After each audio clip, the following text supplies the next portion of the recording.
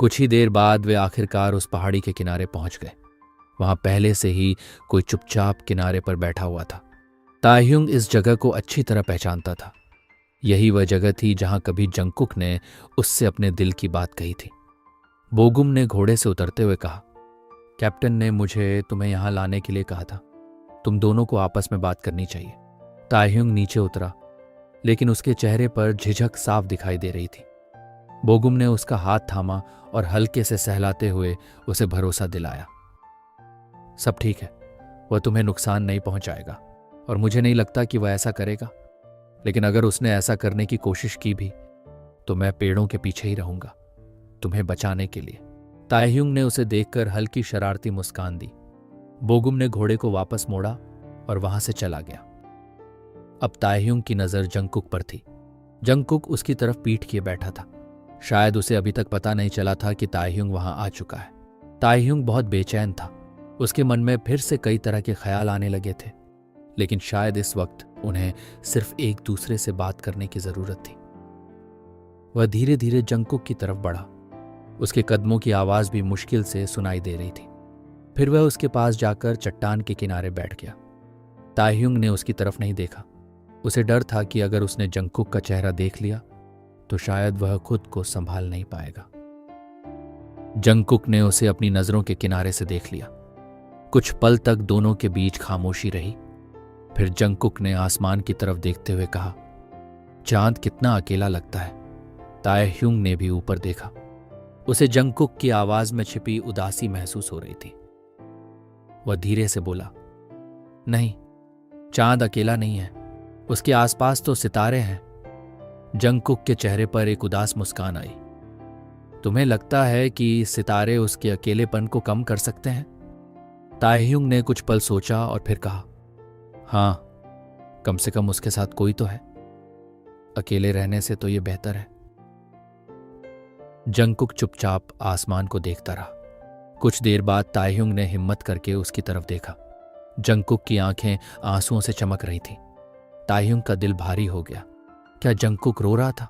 Jungkook ने हल्की आवाज में कहा, तुम सही कहते हो, किसी के होने से बेहतर कुछ नहीं होता। फिर उसने ताह्युंग की तरफ देखा, लेकिन क्या तुम्हें नहीं लगता कि कभी कभी सितारे चांद को चोट भी पहुंचा सकते हैं? ताह्युंग उसकी बात समझ नहीं पाया। सितारे उसे चोट क्यों पहुंचाएंगे? वे तो अंधेरी रात में चांद का साथ देते हैं। जंगकुक ने फिर से आसमान की तरफ देखा।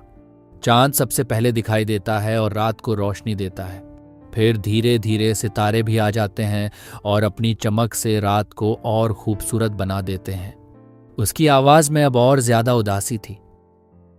लेकिन कुछ घंटों बाद सूरज निकलता है और सितारे गायब हो जाते हैं। फिर चांद दोबारा अकेला रह जाता है। ताह्युंग कुछ नहीं बोल पाया। जंगकुक ने उसकी तरफ देखा। क्या ये दुख की बात नहीं है? सितारे अचानक आते हैं, सब कुछ खूबसूरत बना देते हैं और फिर उस वक्त चले जाते हैं जब लगता है कि सब कुछ ठीक हो चुका है। ताह्युंग अब समझने लगा था कि जंगकुक असल में किस बारे में बात कर रहा था। जंगकुक की आंखों से एक आंसू बह निकला। उसने कांपती आवाज में पूछा, क्या तुम वह सितारा हो ह्युंग? उसकी आवाज में दर्द साफ महसूस हो रहा था। क्या तुम भी मुझे छोड़ दोगे, जैसे सितारों ने चांद को छोड़ दिया? यह सुनते ही ताह्युंग का दिल भर आया। उसकी आंखों से आंसू बहने लगे और वह कुछ भी नहीं कह पाया। जंगकुक ने अपने आंसू पोंछते हुए कहा, मैंने किताबों में ऐसी कहानियां पढ़ी हैं। कोई दूसरे संसार से आता है और फिर इस दुनिया में किसी से प्यार कर बैठता है, लेकिन आखिर में उसे वापस जाना पड़ता है और उसके जाने के बाद सब कुछ टूट जाता है। उसने ताह्युंग की तरफ देखा। तुम भविष्य से आए हो, है ना? तो क्या एक दिन तुम्हें भी मुझे छोड़कर जाना पड़ेगा? क्या सब कुछ खत्म होने के बाद तुम्हें अपने संसार में वापस जाना होगा? ताह्युंग के पास कोई जवाब नहीं था। उसने कभी नहीं सोचा था कि जंगकुक के कुछ शब्द उसे इस तरह तोड़ देंगे। जंगकुक ने आंसुओं के बीच कहा, मैं तुमसे नफरत करता हूं ह्युंग। फिर उसकी आवाज और धीमी हो गई। मैं तुमसे इसलिए नफरत करता हूं क्योंकि तुमने मुझसे झूठ बोला, और इसलिए भी क्योंकि तुम ही वह इंसान हो जिसने इतनी आसानी से मेरे दिल में अपनी जगह बना ली। उसकी आंखों से आंसू लगातार बह रहे थे। लेकिन मुझे इस बात का अफसोस नहीं है कि मैंने अपना दिल तुम्हें दिया। ताह्युंग बस इतना ही कह पाया, मुझे माफ कर दो। जंगकुक ने अपनी आंखें झुका ली। मुझे यह समझने में बहुत देर हो गई कि मैं तुमसे प्यार करता हूं। मैं तुम्हें सच बताने की हिम्मत नहीं जुटा पाया क्योंकि मुझे डर था कि इससे तुम्हें चोट पहुंचेगी। लेकिन अब समझ आया कि तुमसे झूठ बोलकर मैंने तुम्हें और भी ज्यादा चोट पहुंचाई। दोनों एक दूसरे के करीब बैठे थे, फिर भी उस पल उन्हें ऐसा लग रहा था जैसे उनके बीच बहुत दूरी हो। जंगकुक ने कहा, मुझे यह भी नहीं पता था कि जिस ताइहुंग से मैं नफरत करता था तुम वह इंसान नहीं थे। उसकी आंखें फिर नम हो गईं। तुम नहीं जानते कि मेरी दुनिया उस वक्त कितनी बिखर गई थी जब मुझे पता चला कि तुमने मेरे भाई को नहीं मारा था बल्कि वह कोई दूसरा था। तब तक बहुत देर हो चुकी थी। ताइहुंग सोच भी नहीं सकता था कि उस समय जंगकुक ने कितनी तकलीफ सही होगी। जंगकुक ने आगे कहा, मैं एक तरफ अपने भाई को इंसाफ दिलाना चाहता था और दूसरी तरफ तुम्हारे पास वापस आना चाहता था। मैं गुस्से में इतना अंधा हो गया था कि मैंने तुम्हें मारने तक की कोशिश करने का फैसला कर लिया था। उसकी आवाज भर्रा गई। मुझे माफ कर दो। ताइहुंग ने उसका हाथ थाम लिया। तुम्हें पता ही नहीं था कि वह मैं नहीं था। तुम्हें माफी मांगने की जरूरत नहीं है। फिर ताइहुंग ने धीरे से कहा, मुझे भी माफ कर दो। मैंने तुम्हें एक झूठ पर विश्वास करने दिया। उसने जंगकुक के आंसू पोंछे। जंगकुक ने उदास होकर कहा, मुझे खुद पर बेवकूफ होने का एहसास हो रहा है। ताइहुंग ने आंसुओं के बीच मुस्कुराते हुए कहा, हम सब किसी न किसी तरह बेवकूफ हैं, जैसे मैं तुम्हारे लिए बेवकूफ हूं। जंगकुक कुछ पल उसे देखता रहा और फिर हल्का सा हंस दिया। तुमने सच में यह कह दिया? उसके चेहरे पर आखिरकार एक छोटी सी मुस्कान लौट आई। ताइहुंग को राहत महसूस हुई। कम से कम अब दोनों के बीच की खामोशी थोड़ी हल्की हो रही थी। तभी जंगकुक ने पूछा, लेकिन क्या तुम मुझसे एक वादा कर सकते हो? ताइहुंग ने उसकी तरफ देखा। जंगकुक ने उसका हाथ अपने हाथों में कसकर पकड़ लिया। हमारे बीच अब कोई राज नहीं होगा। वह कुछ पल रुका। और प्लीज मुझे छोड़कर मत जाना। उसकी आवाज में फिर वही डर था। तुम ही मेरे पास थे, इसलिए मुझसे वादा करो कि तुम मुझे छोड़कर नहीं जाओगे। ताइहुंग ने उसे भरोसा दिलाने वाली मुस्कान दी। अगर तुम वादा करोगे तो मैं भी करूंगा। जंगकुक के चेहरे पर आखिरकार एक सच्ची मुस्कान आ गई। मैं वादा करता हूं। ताइहुंग हल्का सा हंसा। दोनों ने अपनी छोटी उंगलियां आपस में जोड़ ली। ये उनके वादे की निशानी थी कि वे अब एक दूसरे का साथ नहीं छोड़ेंगे। कुछ देर बाद ताइहुंग ने पूछा, अब तो तुमने मुझे माफ कर दिया है ना? जंगकुक का चेहरा अचानक गंभीर हो गया। उसने सिर हिलाया। नहीं। ताइहुंग की मुस्कान फीकी पड़ गई। उसे थोड़ा दुख हुआ, लेकिन वह जंगकुक को दोष नहीं दे सकता था। आखिर जंगकुक ने भी बहुत कुछ सहा था। ताइहुंग कुछ कहने ही वाला था कि जंगकुक ने उसे रोक दिया। ताइहुंग के चेहरे पर फिर से मुस्कान आ गई। दोनों के बीच का माहौल अब पहले से काफी हल्का हो चुका था। बहुत कुछ टूटने के बाद भी ऐसा लग रहा था कि शायद उनके रिश्ते में फिर से सब कुछ ठीक हो सकता है। लेकिन ताइहुंग ये भूल गया था कि बोगुम अभी भी पास के पेड़ों के पीछे खड़ा था। वह दूर से उन दोनों पर नजर रख रहा था ताकि यह यकीन कर सके कि ताइहुंग सुरक्षित है। जब बोगुम ने देखा कि अब उसे वहां रुकने की जरूरत नहीं है तो उसने अपनी नजरें दूसरी तरफ कर लीं। उसने घोड़े को प्यार से सहलाया। उसकी आंखों से एक आंसू निकल आया। वह धीमी आवाज में बोला, मुझे लगता है अब हमारे जाने का वक्त है ना हारा? बोगुम ने गहरी सांस ली और खुद को संभालने की कोशिश की। मैं ठीक हूं, मैं मजबूत हूं, है ना? वह खुद ही हल्का सा हंसा और अपने आंसू पोंछ लिए। फिर उसने घोड़े की लगाम थामी। चलो घर चलते हैं बच्चे, तुम्हें भी आराम चाहिए। बोगुम धीरे धीरे घोड़े को लेकर जंगल से बाहर निकल गया, लेकिन उसके दिमाग में जो दृश्य रह गया था वह उसके साथ ही चलता रहा। और सबसे ज्यादा तकलीफ उसे इस बात की थी कि उसे खुद नहीं पता था कि वह इस दर्द को आखिर कब तक सह पाएगा। उन दोनों के बीच की नजदीकी बढ़ती गई और उनके चेहरे पर खुशी भी साफ दिखाई देने लगी।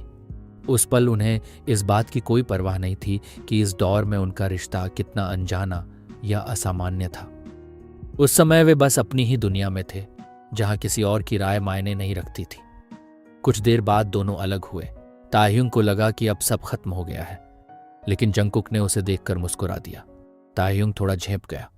वह इस एहसास के लिए अभी भी नया था, लेकिन उसके चेहरे पर साफ था कि वह उस पल को लेकर खुश था। कुछ देर बाद जंगकुक ने खुद को संभालते हुए कहा, हमें रुक जाना चाहिए, सुबह होने वाली है बेबी। तुम्हें आराम की जरूरत है। उसने ताइहुंग को प्यार से देखा और दोनों वहां से उठ गए। इसके बाद दोनों घोड़े पर सवार होकर वापस राजधानी की तरफ चल पड़े। रास्ते भर ताइहुंग काफी शांत रहा।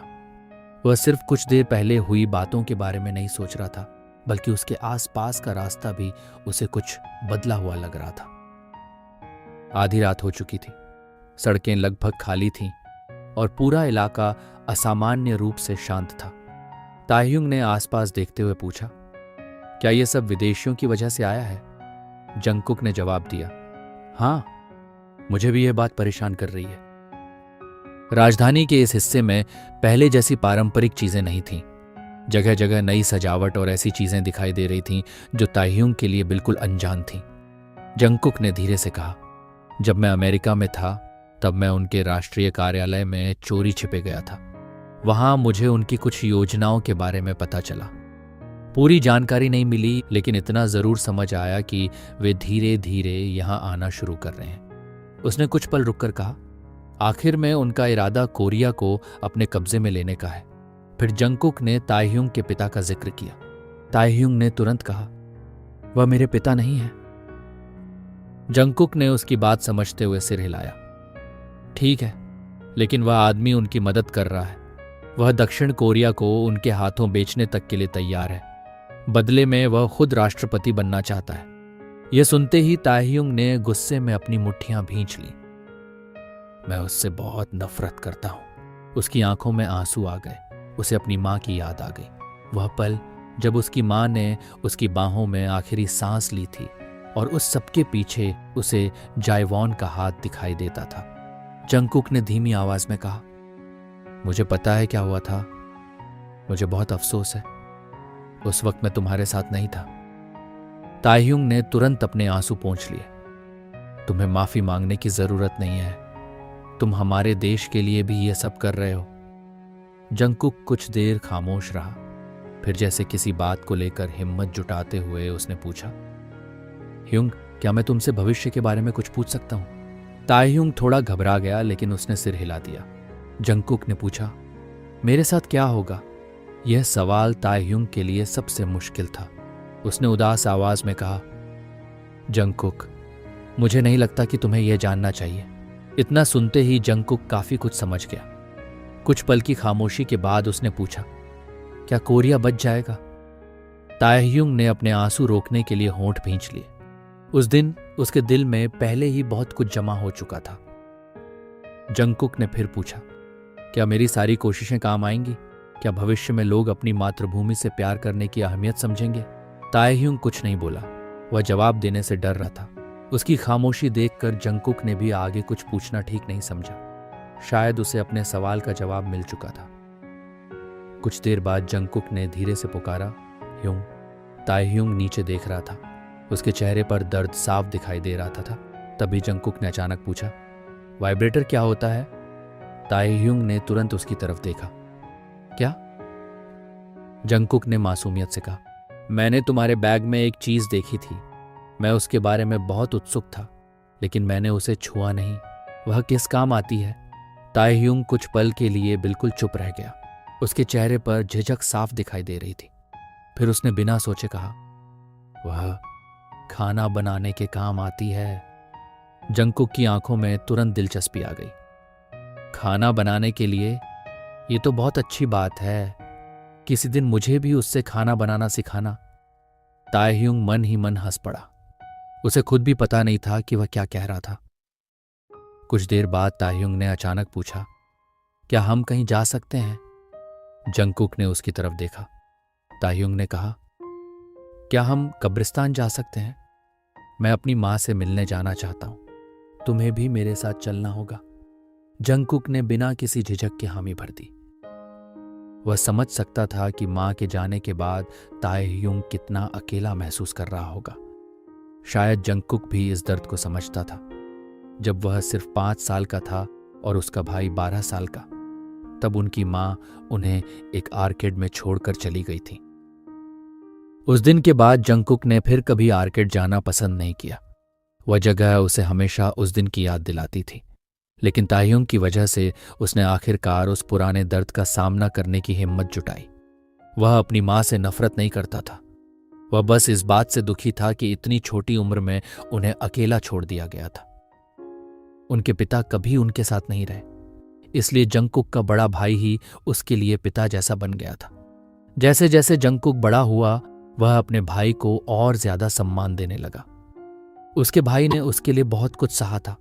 उन दोनों के पास एक दूसरे के अलावा कोई नहीं था, फिर भी वे अपनी छोटी सी दुनिया में खुश थे। लेकिन एक दिन उसका भाई अचानक गायब हो गया। उस समय जंगकुक सिर्फ 15 साल का था। इतनी कम उम्र में अपने परिवार के एकमात्र सहारे को खो देना उसके लिए बहुत बड़ा सदमा था। बाद में उसे पता चला कि उसका भाई मारा जा चुका था।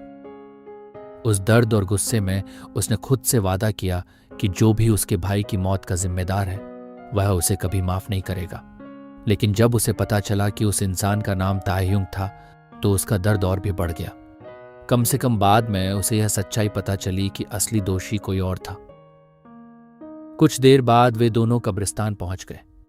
जगह बिल्कुल डरावनी नहीं थी, वहां बस शांति थी और चारों तरफ खामोशी छाई हुई थी। ताह्युंग अपनी मां की कब्र के सामने बैठ गया। जंगकुक उसके पास खड़ा रहा। ताह्युंग ने कब्र की तरफ देखते हुए धीरे से कहा, मां, मुझे पता है बहुत देर हो चुकी है, लेकिन तुम्हें याद है ना, बाजार जाने से पहले मैंने तुमसे क्या वादा किया था। उसकी आवाज कांप रही थी। जंगकुक उसे देखकर और भी उदास हो गया। ताह्युंग ने उसका हाथ थामा और उसे अपने पास बैठा लिया। मैं आज अपना वो वादा पूरा करने आया हूं, उसने कब्र की तरफ देखते हुए कहा। तुम चाहती थी कि मैं तुम्हें हमारे बारे में बताऊं, और आज मैं यहां हूं, लेकिन तुम मेरे साथ नहीं हो। ताह्युंग की आंखों से आंसू निकलने लगे। उसने जंगकुक की तरफ देखा। और मैं बहुत खुश हूं कि तुमने हमेशा मुझे वैसे ही स्वीकार किया जैसे मैं हूं। इससे भी ज्यादा खुशी मुझे इस बात की है कि मुझे कोई ऐसा इंसान मिला जो हमारा साथ देता है। जंगकुक ने उसका हाथ थाम लिया और उसे दिलासा देने के लिए धीरे से सहलाया। ताह्युंग ने आगे कहा, उसने मुझे ऐसी बहुत सी बातें समझाईं जिनके बारे में मैंने कभी सोचा भी नहीं था। मुझे लगता था कि मेरी पहचान की वजह से शायद कोई मुझसे कभी प्यार नहीं करेगा, लेकिन फिर वो मेरी जिंदगी में आया। उसकी आवाज भर्रा गई। वो बहुत अच्छा इंसान है मां। मुझे बस इस बात का दुख है कि तुम उससे दोबारा कभी नहीं मिल पाओगी। जंगकुक ने ताह्युंग को अपने कंधे से लगा लिया। ताह्युंग उसके कंधे पर सिर रखकर रोने लगा। जंगकुक की आंखें भी नम हो गईं। उसे ताह्युंग से थोड़ी जलन भी हुई, क्योंकि वह सोच रहा था कि ताह्युंग कितना खुशनसीब था कि उसे एक मां का प्यार मिला, जबकि जंगकुक खुद उस प्यार से बहुत पहले दूर हो चुका था। ताह्युंग ने धीरे से कहा, मुझे तुम्हारी बहुत याद आती है मां। उम्मीद है अब वहां कोई तुम्हें तकलीफ नहीं देता होगा। कुछ देर बाद ताह्युंग थोड़ा शांत हुआ। जंगकुक ने महसूस किया कि अब बहुत हो चुका था। वह ताह्युंग के चेहरे पर फिर से वही प्यारी मुस्कान देखना चाहता था। वह जानता था कि वह मुस्कान उसका पूरा दिन बदल सकती है, इसलिए उसने माहौल थोड़ा हल्का करने का फैसला किया। जंगकुक ने कब्र की तरफ देखते हुए कहा, मैडम, आपका बेटा मुझसे बहुत प्यार करता है। आपको पता है, इसने तो मुझसे कहा था कि इसे 5 बच्चे और 2 मुर्गियां चाहिए। ताह्युंग ने तुरंत उसके हाथ पर हल्की चोट मारी। चुप रहो, मैंने ऐसा कभी नहीं कहा। जंगकुक हंसने लगा। क्या? यह सच है? तुमने कहा था कि तुम्हें 5 बच्चे और 2 मुर्गियां चाहिए। ताह्युंग ने तुरंत सुधार किया। तुम्हारी जानकारी के लिए, मुर्गियां नहीं, फ्लेमिंगो थे। यह सुनते ही जंगकुक जोर से हंस पड़ा। ताह्युंग भी अपनी ही बात पर हंसने लगा। कुछ देर बाद जंगकुक का चेहरा फिर गंभीर हो गया। उसने कब्र की तरफ देखते हुए कहा, लेकिन मैडम, मैं आपसे पहले ही एक बात कहना चाहता हूं। उसने ताह्युंग का हाथ अपने हाथ में लिया। एक दिन मुझे आपके बेटे के सामने घुटनों पर बैठकर उसके सामने अंगूठी रखनी पड़ेगी। ताह्युंग उसे देखकर बिल्कुल चुप रह गया। वह इतना भावुक था कि कुछ पल के लिए जैसे पलकें झपकाना भी भूल गया। जंगकुक ने कहा, शायद आज नहीं, क्योंकि अभी मेरे पास अंगूठी नहीं है, लेकिन मैं आपके बेटे से शादी जरूर करूंगा। उसकी आवाज में पूरा यकीन था। चाहे ये रिश्ता कितना भी मुश्किल या मना क्यों न किया गया हो, मैं पूरी जिंदगी उसका साथ दूंगा। मैं चाहता हूं कि वह इस दुनिया का सबसे खुश इंसान बने। ताह्युंग ने उसकी तरफ देखा। उसकी आंखों में आंसू थे, लेकिन इस बार उन आंसुओं के साथ एक सुकून भरी मुस्कान भी थी। ताह्युंग की आंखों से आंसू बहने लगे, लेकिन इस बार ये आंसू दुख के नहीं बल्कि खुशी के थे। जंगकुक ने मुस्कुराते हुए कहा, और मैं ये भी सुनिश्चित करूंगा कि तुम्हें 5 बच्चे और 2 फ्लेमिंगो मिले। ताह्युंग अचानक हंस पड़ा। वह एक साथ हंस भी रहा था और रो भी रहा था। तुम सच में बहुत मजाकिया हो, ताह्युंग ने कहा और हंसते हुए जंगकुक के सीने पर हल्की सी चोट की। जंगकुक ने अपनी हंसी रोकते हुए गंभीर चेहरा बनाने की कोशिश की। मैं मजाक नहीं कर रहा, मैं बिल्कुल गंभीर हूं। ताह्युंग ने उत्साह से पूछा, क्या तुम सच में मुझसे शादी करोगे? जंगकुक ने मुस्कुराकर कहा, और अगर मैं करूं तो? कुछ देर साथ बैठने और बातें करने के बाद आखिरकार वे उस जगह पहुंच गए जहां ताह्युंग ने जंगकुक को बताया था कि वह रहता है। वह बोगुम का घर था। जंगकुक ने ताह्युंग को घोड़े से उतरने में मदद करते हुए पूछा, तुम यहां रहते हो? ताह्युंग ने मुस्कुराकर कहा, हाँ, बोगुम का परिवार बहुत अच्छा है। लेकिन उनके दरवाजे पर दस्तक देने से पहले ही दरवाजा खुल गया। सामने बोगुम खड़ा था। वह बिना शर्ट के था और ऐसा लग रहा था जैसे उसकी नींद अचानक टूट गई हो। जंगकुक ने तुरंत ताह्युंग को अपनी तरफ खींच लिया और उसका चेहरा दूसरी तरफ कर दिया। फिर उसने बोगुम से कहा, पहले अपनी शर्ट पहनो। ताह्युंग ने हंसी रोकते हुए कहा, जंगकुक, कोई बात नहीं, मैंने उसे पहले भी देखा है। जब तुम दोनों अभ्यास कर रहे थे तब भी तो देखा था। जंगकुक ने धीमी आवाज में कहा, फिर भी तुम्हें सिर्फ मुझे देखना चाहिए। कुछ ही देर में बोगुम शर्ट पहनकर वापस आया और झुककर माफी मांगी। माफ कीजिए सर, उसकी आवाज नींद से भारी थी। जंगकुक ने ताह्युंग को छोड़ दिया।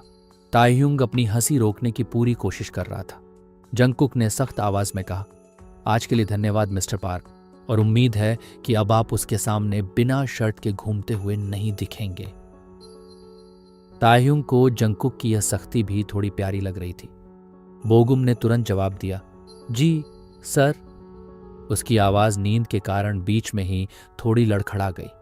ताह्युंग खुद को रोक नहीं पाया और जोर से हंस पड़ा। बोगुम भी अपनी आवाज सुनकर हंस दिया। सिर्फ जंगकुक को इसमें बिल्कुल मजा नहीं आ रहा था। उसने गंभीर आवाज में पुकारा, किम ताह्युंग। ताह्युंग तुरंत शांत हो गया। जंगकुक ने पूछा, क्या तुम यहां ठीक हो? अगर चाहो तो मेरे घर पर रह सकते हो, वहां अभी कोई नहीं है। उसकी आवाज में चिंता थी। ताह्युंग ने सिर हिलाया, मैं यहां बिल्कुल ठीक हूं, और अगर लोग किसी प्रशिक्षु को कैप्टन के घर पर रहते देखेंगे तो उन्हें शक नहीं होगा। जंगकुक ने कुछ पल सोचा। शायद ताह्युंग सही कह रहा था।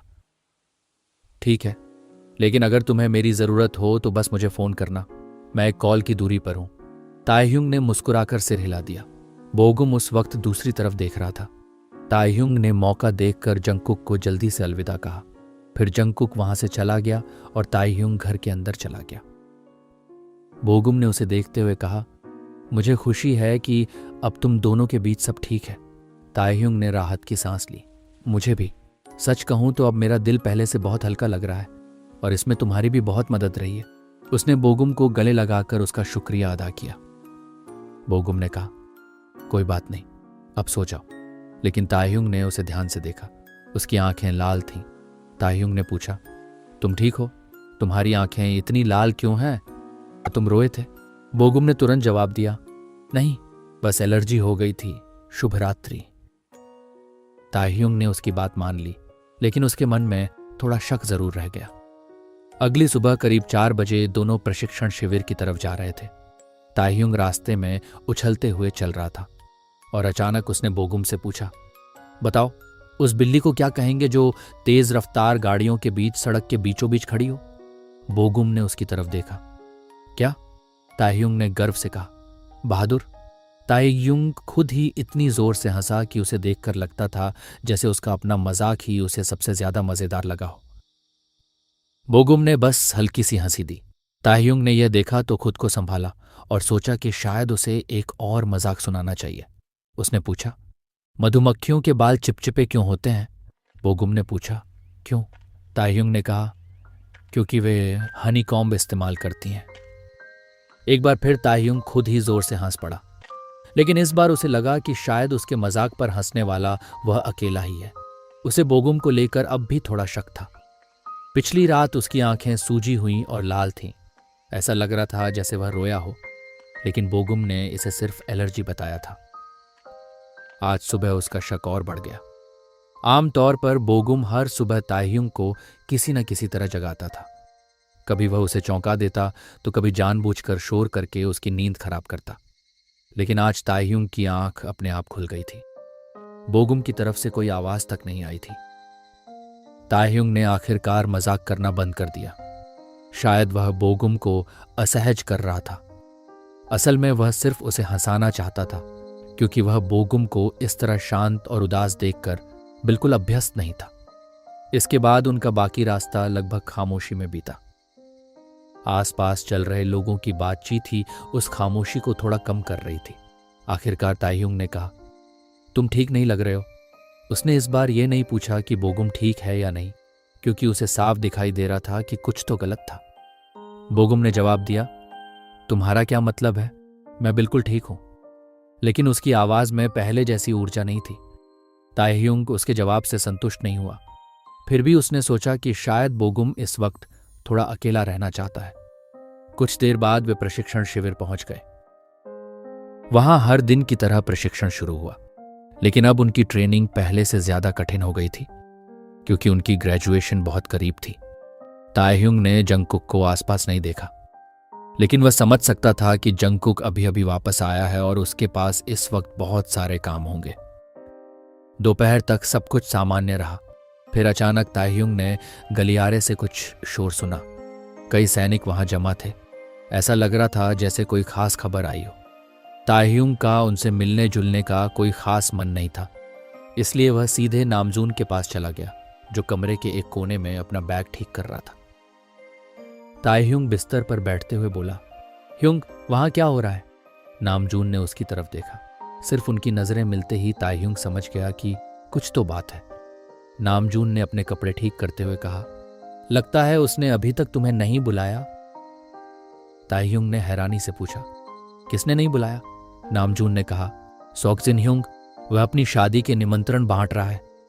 ताह्युंग की आंखें हैरानी से फैल गईं। शादी? वह शादी कर रहा है? वह जैसे यकीन ही नहीं कर पा रहा था। नामजून ने सिर हिलाया। तभी उसने दरवाजे की तरफ देखा। लो, वह आ गया। उसी समय सोक्जिन कमरे में दाखिल हुआ। उसने ताह्युंग को देखते ही कहा, ताह्युंग, मैं तुम्हें ही ढूंढ रहा था। लेकिन जैसे ही उसकी नजर नामजून पर पड़ी, उसके चेहरे का भाव बदल गया। वह अचानक थोड़ा घबराया हुआ लगने लगा। बोगुम ने भी पास से पूछा, ह्युंग, आप शादी कर रहे हैं? सोक्जिन ने हल्की मुस्कान के साथ जवाब दिया, हाँ, इसलिए तुम दोनों को भी बुलाने आया हूं। ताह्युंग और बोगुम ने एक दूसरे की तरफ देखा। दोनों जानते थे कि नामजून और सोक्जिन के बीच कुछ तो था। फिर भी ताह्युंग ने मुस्कुराकर कहा, जरूर, आपकी शादी की बहुत बहुत बधाई। सोक्जिन ने दोनों को निमंत्रण दिया और फिर वहां से चला गया। उसके जाते ही ताह्युंग और बोगुम कमरे के एक कोने में जाकर बात करने लगे। ताह्युंग ने परेशान होकर कहा, सोक्जिन ह्युंग किसी और से शादी कैसे कर सकते हैं? ये तो साफ दिखाई देता है कि वह नामजून ह्युंग को पसंद करते हैं। बोगुम ने बस कंधे उचका दिए। ताह्युंग सोक्जिन ह्युंग एक बहुत बड़े और प्रभावशाली परिवार से आते हैं। ताह्युंग कुछ नहीं बोला, लेकिन अब उसे लगने लगा था कि इस शादी के पीछे कहानी जितनी दिखाई दे रही है, उससे कहीं ज्यादा गहरी है। बोगुम ने समझाते हुए कहा, बच्चों को अक्सर अपने माता पिता के फैसलों को ठुकराने का हक नहीं दिया जाता। यहां प्यार से ज्यादा उनकी दौलत और इज्जत मायने रखती है। ताह्युंग ने गहरी सांस ली। उसे यह सब बहुत नाइंसाफी लग रहा था। आखिर किसी ऐसे इंसान से शादी करने के लिए किसी को मजबूर क्यों किया जाए जिसे वह प्यार ही नहीं करता? दोनों ने दूर बैठे नामजून की तरफ देखा। वह अब भी अपनी चीजें ठीक कर रहा था, लेकिन उसके चेहरे पर उदासी साफ दिखाई दे रही थी। बोगुम ने कहा, मुझे पता है कुछ तो गलत है। नामजून ह्युंग आज सुबह से ही इतना खामोश है। ताह्युंग ने तुरंत उसकी तरफ देखा। तुम भी तो आज बहुत शांत हो, तुम्हें क्या हुआ है? बोगुम को अपनी ही बात याद आ गई और वह हल्का सा हंस पड़ा। मैं ठीक हूं, बस कुछ दिन ऐसे होते हैं। ताह्युंग ने नामजून की तरफ देखते हुए कहा। हमें उसे थोड़ा खुश करना चाहिए, उसके लिए यह सब बहुत मुश्किल होगा। दोनों नामजून के पास गए और उसके दोनों तरफ बैठ गए। नामजून ने हैरानी से पूछा, क्या हुआ? तभी दोनों ने उसे अचानक गले लगा लिया। नामजून चौंक गया। अरे ये क्या कर रहे हो? दोनों ने जानबूझकर अपनी पकड़ और मजबूत कर दी ताकि उसे थोड़ा परेशान कर सकें। नामजून हंसते बोला, ये क्या हो रहा है? दो आदमी मिलकर मुझे क्यों गले लगा रहे हैं? उसे यह सब थोड़ा अजीब लग रहा था, लेकिन अंदर ही अंदर उसे अपने लिए भी बुरा महसूस हो रहा था। वह जानता था कि इस दौर में समान लिंग के दो लोगों का एक दूसरे से प्यार करना आसान नहीं था। फिर भी उसका दिल किसी ऐसे ही इंसान के लिए धड़कने लगा था। बोगुम ने उसका हौसला बढ़ाते हुए कहा, आप ये कर सकते हैं ह्युंग, ठीक है? ताह्युंग ने भी मुस्कुराकर कहा, हर चीज किसी न किसी वजह से होती है, तुम्हें बस खुद को इसके लिए तैयार करना है। फिर उसने कहा, इसके लिए हिम्मत चाहिए। ताह्युंग मुस्कुराया और बोला, बात बहुत आसान है, तुम इसे संभाल सकते हो। फिर उसने मजाक में कहा, बस तुम्हें सारी सामग्री तैयार करनी होगी। नामजून ने हैरानी से पूछा, सामग्री? ताह्युंग ने बात आगे बढ़ाई, फिर 1/4 पानी डालना होगा। बोगुम ने तुरंत पूछा, पानी कहां से आ गया? नामजून भी हंस पड़ा।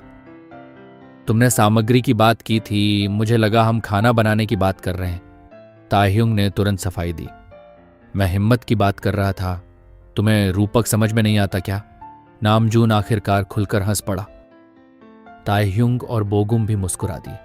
कम से कम वे नामजून को थोड़ी देर के लिए उसकी परेशानी भुलाने में कामयाब हो गए थे। ताह्युंग ने अपना हाथ ऊपर उठाया। बोगुम ने उसका हाथ देखकर कुछ पल सोचा। उसे समझ ही नहीं आया कि हाई फाइव करना कैसे है।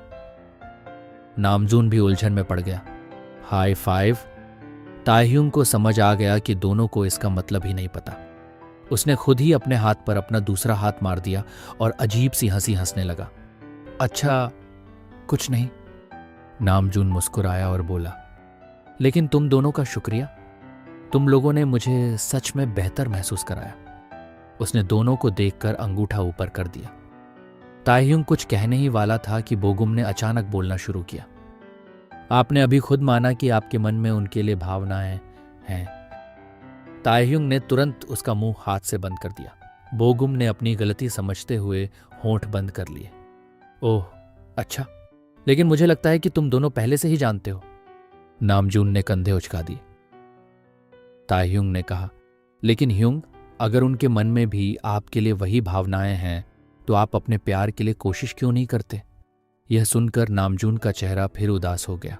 उसने धीमी आवाज में कहा, एक छोटा सा कीड़ा मेंढक के सामने आखिर कर ही क्या सकता है? ताह्युंग चुप हो गया। नामजून ने आगे कहा, मैं उस अमीर और मशहूर परिवार के सामने क्या हूं? वे मुझे बस एक गंदे कपड़े की तरह समझेंगे। ताह्युंग के पास इसका कोई जवाब नहीं था। नामजून ने हल्की मुस्कान के साथ कहा, कोई बात नहीं, मैं ठीक हूं, तुम दोनों का शुक्रिया। शाम धीरे धीरे गुजर गई। ताह्युंग पूरे दिन जंगकुक को ढूंढता रहा, लेकिन वह कहीं दिखाई नहीं दिया। आखिरकार ताह्युंग उसी पेड़ के नीचे जाकर खड़ा हो गया जहां वह और जंगकुक अक्सर मिला करते थे। तभी उसे पीछे से धीमी आवाज सुनाई दी। ताह्युंग ने पीछे मुड़कर देखा, लेकिन वहां कोई नहीं था। उसने धीरे से पूछा, जंगकुक? तभी दूसरी तरफ से आवाज आई, ह्युंग यहां? ताह्युंग ने देखा कि जंगकुक ऑफिस के पास दीवार की आड़ में छिपा हुआ था। वहां काफी अंधेरा था, इसलिए किसी के लिए भी उन्हें देख पाना मुश्किल था। ताह्युंग तुरंत उसके पास गया। तुम पूरे दिन कहां थे? मैं तुम्हें याद कर रहा था। लेकिन तभी जंगकुक ने तुरंत उसका मुंह अपने हाथ से ढक दिया और उसे अपने करीब कर लिया। पास से किसी के गुजरने की आहट आ रही थी। दोनों बिल्कुल शांत हो गए। उन्हें डर था कि अगर आवाज हुई तो वे पकड़े जा सकते हैं। तभी एक आदमी की आवाज सुनाई दी, मुझे कल लॉकर रूम की सारी जानकारी चाहिए। दूसरी आवाज घबराते हुए बोली, सर वह जानकारी गोपनीय है। पहली आवाज सख्त हो गई, तुम्हारा रैंक क्या है? मुझे याद नहीं, लेकिन इतना जरूर जानता हूं कि तुम मुझसे नीचे हो, इसलिए मुझसे बहस करने का तुम्हें कोई अधिकार नहीं है। दूसरी आवाज तुरंत बदल गई, जी सर। कुछ ही पल बाद वे लोग वहां से चले गए। ताह्युंग ने राहत की सांस ली। जंगकुक ने उसका मुंह छोड़ दिया। ताह्युंग ने फुसफुसाकर पूछा, क्या तुम उन लोगों की जासूसी कर रहे थे? जंगकुक ने सिर हिलाया। सीधे तौर पर नहीं, लेकिन वे मुझे संदिग्ध लगे, इसलिए मैं उन पर नजर रख रहा था। उसने गहरी सांस ली। मुझे यह सब बिल्कुल अच्छा नहीं लग रहा। मुझे नहीं पता वे क्या योजना बना रहे हैं, इसलिए मैं थोड़ा परेशान हूं। चांदनी जंगकुक के चेहरे पर पड़ रही थी और उसकी चिंता साफ दिखाई दे रही थी। फिर उसने अचानक कहा, खैर। ताह्युंग कुछ समझ पाता उससे पहले जंगकुक ने उसे करीब खींचकर उसके होंठों पर एक हल्की सी किस दी। फिर मुस्कुराकर बोला, मैं भी तुम्हें याद कर रहा था। ताह्युंग हंस पड़ा। मुझे इसकी बिल्कुल उम्मीद नहीं थी। वह जंगकुक के और करीब जाने ही वाला था कि तभी दूर से किसी ने आवाज लगाई, कैप्टन! दोनों चौंक गए। ताह्युंग ने घबराकर जंगकुक को नीचे कर दिया और खुद दीवार की तरफ मुंह करके खड़ा हो गया। कुछ ही पल बाद लेफ्टिनेंट कांग वहां पहुंच गया। तो तुम यहां हो? मैं तुम्हें ढूंढ रहा था। मुझे तुमसे कुछ बात करनी है। फिर उसने नीचे बैठे जंगकुक को देखा। लेकिन तुम जमीन पर क्यों बैठे हो? जंगकुक ने तुरंत जवाब दिया, ओह, मैं घास देख रहा था। बहुत खूबसूरत है ना? लेफ्टिनेंट कांग कुछ पल उसे देखता रहा। घास? हाँ, बहुत खूबसूरत है। फिर उसकी नजर ताह्युंग पर गई, जो अभी भी दीवार की तरफ मुंह करके खड़ा था। मिस्टर किम? ताह्युंग तुरंत पीछे मुड़ा और मासूमियत से मुस्कुराया। ओह, लेफ्टिनेंट कांग, मैंने आपको देखा ही नहीं। कांग ने भौहें चढ़ाईं। और दीवार की तरफ मुंह करके क्यों खड़े हो? ताह्युंग ने तुरंत जवाब दिया, मुझे नींद नहीं आ रही थी, इसलिए मैं चींटियां गिन रहा था। जंगकुक ने नीचे देखते हुए अपने होंठ दबा लिए ताकि उसकी हंसी बाहर न निकल जाए। कांग ने अजीब नजरों से दोनों को देखा। ओह, बहुत प्रभावशाली। उसे समझ नहीं आ रहा था कि आखिर ये दोनों कर क्या रहे थे। एक आदमी घास देखने के लिए जमीन पर बैठा था और दूसरा नींद लाने के लिए चींटियां गिन रहा था। आखिरकार कांग ने कहा, खैर, तुम दोनों का दिन अच्छा रहे। वह जाने ही वाला था कि जंगकुक ने उसे रोक दिया। रुकिए, आप इतनी जल्दी जा रहे हैं?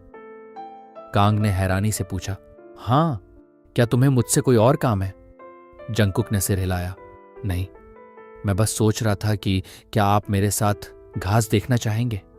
ताह्युंग अपनी हंसी रोकते रोकते परेशान हो गया। कांग ने अजीब सी मुस्कान के साथ कहा, नहीं, धन्यवाद। ताह्युंग ने तुरंत कहा, तो फिर चींटियां गिन लीजिए, बहुत मजेदार है। कांग ने मजबूरी में हंसते हुए कहा, हाँ, शायद किसी और दिन। और वह जल्दी से वहां से चला गया। उसके जाते ही जंगकुक और ताह्युंग ने एक दूसरे की तरफ देखा। दोनों बिना आवाज किए हंसने लगे। ताह्युंग ने पूछा, तुमने सच में चींटियां गिनी थी? जंगकुक ने हंसते हुए कहा, हाँ, अभिनय के लिए जरूरी था। दोनों फिर हंस पड़े। कुछ देर बाद वे पेड़ की छांव के नीचे बैठ गए और न जाने कितनी बातें करने लगे। कभी वे एक दूसरे को परेशान करते, कभी हंसते और कभी बस खामोशी से एक दूसरे का साथ महसूस करते। उन्हें पता ही नहीं चला कि थोड़ी दूर कोई और भी उन्हें देख रहा था। वह शख्स अंधेरे में छिपा हुआ था और उसकी नजरें लगातार उन दोनों पर थीं। उसने हल्की सी मुस्कान के साथ कहा, इन दोनों को देखो। फिर उसने जंगकुक की तरफ देखते हुए कहा, आखिरकार मुझे तुम्हारे खिलाफ इस्तेमाल करने के लिए एक चीज मिल ही गई, जॉन जंगकुक। उसने जमीन पर अपनी सिगरेट फेंकी और आखिरी बार उनकी तरफ देखा। बस इंतजार करो, मैं तुम्हारी हर खुशी छीन लूंगा। वह दिन भी बाकी दिनों की तरह ही था। ट्रेनिंग का वही रोज का सिलसिला चल रहा था। सभी प्रशिक्षु धीरे धीरे खुद को आखिरी परीक्षा के लिए तैयार कर रहे थे, क्योंकि अब ग्रेजुएशन में एक हफ्ते से भी कम समय बचा था। लेकिन बोगुम के लिए यह दिन काफी मुश्किल था। सियोगजिन ने उससे पूछा, क्या तुम ताह्युंग से बच रहे हो? बोगुम को लगा था कि किसी ने उसकी बात पर ध्यान नहीं दिया होगा। उसने बस कंधे उचकाए। सियोगजिन ने भौं उठाई और उसे गौर से देखा। तुम बहुत खराब झूठ बोलते हो। जवाब साफ था। हाँ, वह ताह्युंग से बच रहा था, लेकिन वह खुद भी नहीं जानता था कि वह ऐसा क्यों कर रहा है। उस रात जंगल में जो कुछ उसने देखा था, उसके बाद उसे खुद को बहुत कमजोर और बेकार महसूस होने लगा था। अब उसे लग रहा था कि शायद उसके लिए अपने दिल की बात छोड़ देना ही बेहतर होगा। बोगुम ने बॉक्सिंग के लिए अपने हाथों पर कपड़ा बांधते हुए पूछा, क्या यह इतना साफ दिखाई दे रहा है? क्या तुम्हें सच में पता चल गया कि मैं उससे बच रहा हूं? सियोकजिन ने सिर हिलाया। मैं तुम्हें अच्छी तरह जानता हूं। मैंने देखा है कि कल से तुम उससे काफी दूर रह रहे हो। बोगुम ने पीछे मुड़कर दूर खड़े ताइहुंग को देखा। ताइहुंग बाकी प्रशिक्षुओं के साथ बातें कर रहा था और उसके चेहरे पर वही बड़ी सी मुस्कान थी। बोगुम ने धीमी आवाज में कहा, तुम्हें तो पता चल गया।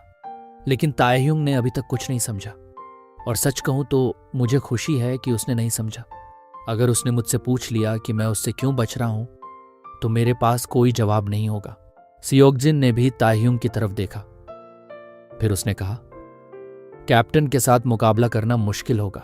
बोगुम ने तुरंत उसकी तरफ देखा। सियोकजिन हल्का सा हंसा। इतना हैरान मत हो, सब साफ दिखाई देता है। तुम तीनों के बीच कुछ तो है। बोगुम ने अपना सिर झुका लिया। हाँ, मुश्किल है। उसने एक दर्द भरी हंसी के साथ कहा। मुझे खुद पर हंसी आती है।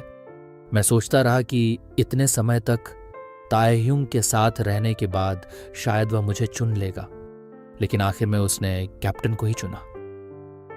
फिर उसने शांत आवाज में कहा, मैं उससे नाराज नहीं हूं।